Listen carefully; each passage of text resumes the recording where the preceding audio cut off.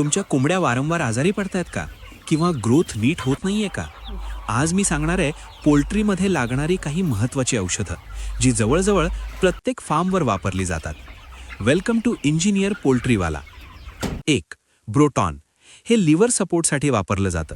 यामुळे डायजेशन सुधारतं, फीडचं ॲब्झॉर्प्शन वाढतं आणि कोंबड्यांचं बॉडी वेट मेंटेन राहायला मदत होते.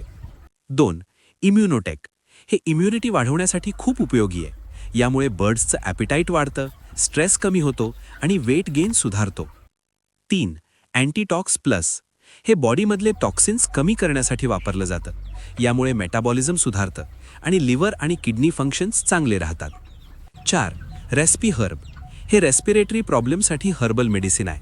CRD, कोरायझा किंवा कॉफिंगसारख्या समस्यांमध्ये वापरतात. प्रिव्हेंटिव्हसाठी मी ब्रीधीज वापरतो. 5.